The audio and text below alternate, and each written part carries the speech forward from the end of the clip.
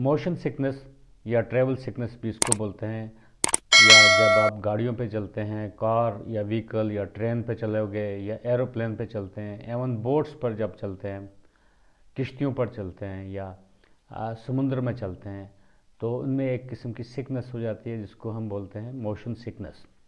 यानी कि बॉडी जो होती है खुद एक रेस्ट में होती है, लेकिन उसको सेंस होता है कि वो मूव कर रही है, और फास्ट ऑब्जेक्ट्स जब मूव कर रहे होते हैं। मोशन सिकनेस की असली वजह जो है वो आँख और कान का जो कोऑर्डिनेशन है उसमें इम्बैलेंस हो जाता है।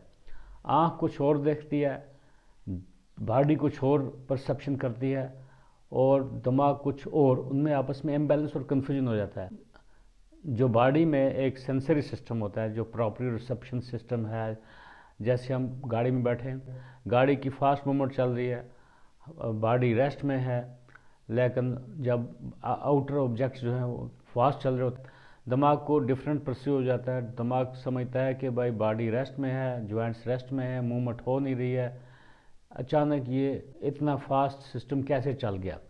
तो उसी असना में क्या हो जाता है कि उनका एक इम्बैलेंस होने की वजह से, जो अल्लाह ताला ने हमारे दिमाग के अंदर एक इनर ईयर में एक बैलेंस का सिस्टम रखा है जिसको वेस्टिबुलो कॉक्लियर सिस्टम बोलते हैं, उसका काम होता है बैलेंस को मेंटेन करना। लेकिन जब बाहर देखता है ऑब्जेक्ट्स फास्ट मूव हो रहे हैं, जब फास्ट मूविंग ऑब्जेक्ट्स के साथ साथ क्या होता है, तो इम्बैलेंस एक क्रिएट हो जाता है।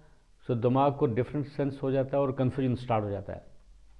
तो इसी तरीके से उसमें उनमें मोशन सिकनेस होती है। मोशन सिकनेस कोई बीमारी नहीं है, ये हेरिडिटरी भी नहीं है। हाँ, अलबत्ता फैमिली में 3 में से 1 लोगों को मोशन सिकनेस हो सकती है। ओवरऑल देखा जाए तो 25% लोगों में मोशन सिकनेस हो सकती है। अब देखिए, आप अचानक सफ़र करना चाहते हो, कहीं जाना चाहते हो, साइट सीन देखना चाहते हो, लेकिन रास्ते में अगर आपको वोमिटिंग स्टार्ट हो जाए, नाशिया हो जाए, आप परस्पिरेशन पसीना आ जाए, कै आ जाना, और अपने आप को लेथार्जिक टायर्डनेस महसूस करना, आप बाहर नहीं देख सकते हो, आपको इतना मूवमेंट्स स्टार्ट हो जाती हैं, इम्बैलेंस वगैरह हो जाता है, और आदमी सिक लगता है, पेल लगता है, देखने वाला तो कंफ्यूज हो जाता है क्या हो गया। आल दो ये गाड़ी रोकी, रेस्ट किया, ये ठीक हो सकता है। मोशन सिकनेस या ट्रैवल सिकनेस डिफरेंट लोगों में डिफरेंट तरीके से होगा। मान लीजिए अगर आप गाड़ी खुद चला रहे हैं तो आपको मोशन सिकनेस नहीं होगी। हाँ, अगर आप बैक सीट पे बैठे हैं और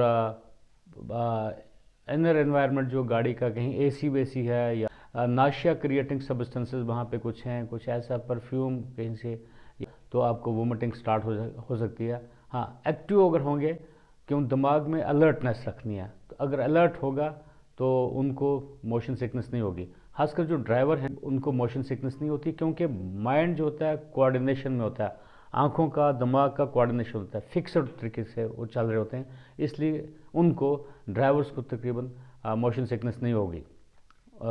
ये प्रैक्टिकली पर्सनल एक्सपीरियंसेस भी हैं, आप भी देख लेंगे। ये है कि खुद अगर गाड़ी चला रहे होंगे आपको मोशन सिकनेस नहीं होगी, क्योंकि ये कोऑर्डिनेशन पे डिपेंड करता है। इसलिए बोलते हैं जब भी आप गाड़ी पे बैठेंगे, तकरीबन अगर आपको मोशन सिकनेस हो रही है, ट्रैवल सिकनेस होती है, आप फ्रंट सीट पे बैठोगे, आप कंसंट्रेट करके बैठोगे, आप अपने आप को डिस्ट्रैक्ट नहीं करोगे। हाँ, आप एक फिक्स्ड आइडियाज़ रखोगे, मूविंग ऑब्जेक्ट्स की तरफ नहीं देखना, आप बैक साइड की तरफ नहीं देखना। गाड़ी आगे जा रही है, आप बैक देखेंगे, मूविंग फास्ट ऑब्जेक्ट्स हो जाएंगी, तो आपका इस तरीके से इम्बैलेंस क्रिएट हो जाएगा और वेस्टिबुलो कॉक्लियर सिस्टम पे इफेक्ट पड़ेगा, बैलेंस मेंटेन ही रहेगा। क्या करना चाहिए कि ताकि मोशन सिकनेस जो है कम हो जाए? नंबर 1, जब आप गाड़ी में बैठेंगे, फ्रंट सीट पे बैठेंगे, तकरीबन सभी को तो फ्रंट सीट तो मिलेगी नहीं, या कार में होंगे या बस में होंगे, तो आप अगर स्ट्रेट देख रहे होंगे, फिक्स्ड पॉइंट पे देखते रहेंगे, तो तकरीबन आपको मोशन सिकनेस कम एक्सपीरियंस होगी। फ्रेश हवा जहाँ पे है, जैसे कार के अंदर जो है विंडोज़ वगैरह तकरीबन अगर ओपन करेंगे, शायद उस सूरत में आपको मोशन सिकनेस कम हो जाएगी। और कई दफ़ा तो आंखें बंद करनी पड़ती हैं ताकि मूवमेंट जो है बाहर की, जो वो फास्ट मूवमेंट जो है, वो गाड़ी अगर फास्ट चल रही है वो इस तरीके से मूवमेंट भी फास्ट होगी, थोड़ा सा बैक देख दिया तो और आपका एक्सरबेशन हो जाती है, ये वोमिटिंग की। गाड़ी में कुछ स्मेल वाली जो चीज़ें हैं उनसे दूर रखना है, लेकिन वो तो अवॉइड नहीं कर सकते हैं। ऐसा भी कर सकते हैं कभी कभी शॉर्ट डिस्टेंसेस पे चले, रुके, फिर उसके बाद फ्रेश हो गए, फिर तरीके से आगे निकल सकते हैं। वो भी एक ट्रिक है how to overcome the motion sickness. क्या नहीं करना चाहिए जिससे आपको ये मोशन सिकनेस कम होगी? अखबार पढ़ना, ऐसे कुछ मैगज़ीन वगैरह पढ़ना वो ज़रूरी नहीं है, या फिल्म देखना या इलेक्ट्रॉनिक डिवाइसेस ऑपरेट करना कुछ ज़रूरी नहीं है। और उसमें तो आपके अल्फ़ाबेट्स में प्रॉब्लम आएगी, बड़े नज़र आएंगे, कुछ ऐसे मूवमेंट हो जाएगी, उसमें और प्रॉब्लम आएगी। मूविंग ऑब्जेक्ट्स हैं बाहर जो घूम रही हैं उनकी तरफ देखना नहीं चाहिए।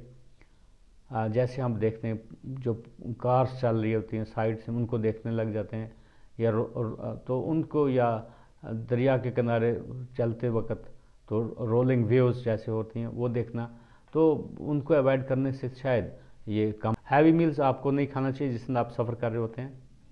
पीछे मुड़ के आप देखेंगे नहीं। कुछ लोग काफ़ी सेंसिटिव होते हैं मोशन सिकनेस को, कई लोगों को इतने सेंसिटिव नहीं होते हैं, अडॉप्ट कर जाते हैं। कभी कभी मोशन सिकनेस और बढ़ जाती है अगर उस कार में या उस बस में किसी को वोमिटिंग हुई तो दूसरों को भी देखकर वो वोमिटिंग वगैरह हो जाती है, तो ये वो तो आप अवॉइड नहीं कर सकेंगे। इस तरीके से मैं और जो सिकनेसेस होते हैं उसको, जैसे प्रेगनेंसी में मॉर्निंग सिकनेस बोलते हैं, सी सिकनेस है, इस माउंटेन सिकनेस है, इस तरीके से एयर सिकनेस है, एरोप्लेन सिकनेस होती है, इस तरीके से डिकम्प्रेशन सिकनेस होती है। लेकिन मेरा फोकस था मोशन सिकनेस के बारे में, यानी कि ट्रैवल सिकनेस के बारे में। तो इसमें ड्रग ऑफ चॉइस जो है आप अपने पर्स में रख सकते हैं। कुछ ड्रग ऑफ चॉइस जो है प्रोमेथाजीन 25 मिलीग्राम देना पड़ता है, तकरीबन आधे घंटे से 1 घंटा पहले, अपने ट्रैवल से पहले खा लेना चाहिए। और जो मैंने प्रिकॉशंस बताई हैं, तकरीबन अगर आप वो चीज़ें फॉलो करोगे तो मोशन सिकनेस कम होगी या नहीं होगी। ड्रग ऑफ चॉइसेस जो हैं वो आपको नोट करके रखने चाहिए, और कमेंट बॉक्स में आप मुझसे इंटरेक्ट भी कर सकते हो। मैंने अपना फ़ोन नंबर भी डिस्प्ले किया हुआ है, कभी आप ऑनलाइन भी मुझसे पूछ सकते हैं। होप मैं आपके लिए हेल्पफुल साबित होऊंगा। बोलते हैं लोगों के लिए आसानियाँ पैदा करो, मैं भी यही चाहता हूँ कि ये आपको एज ए प्रोफेशनल मैं आपको एक राय दे दूँ कि मोशन सिकनेस को बचाने के लिए आपको क्या तदबीर करने हैं, और जो ट्रीटमेंट है वो मैं इनबॉक्स में एंटर कर दूंगा। आपका सफ़र अच्छा रहे, तो इसीलिए मैंने आपको ये बताने की कोशिश की कि मोशन सिकनेस या ट्रैवल सिकनेस के बारे में, कि ये बहुत बैड एक्सपीरियंस हो जाता है, और आदमी कई दफ़ा चाहता है कि अगर कहीं हेल्थ रिसॉर्ट्स में जाना हो तो मोशन सिकनेस की वजह से आदमी डिले करता है या पोस्टपोन कर लेता है। So in order to overcome this, आप सिंपल मेडिकल ट्रीटमेंट अगर आप ले लेंगे बिफोर हैंड, आपको कहीं भी ये मोशन सिकनेस एक्सपीरियंस नहीं होगी। Have a nice travel, all the best.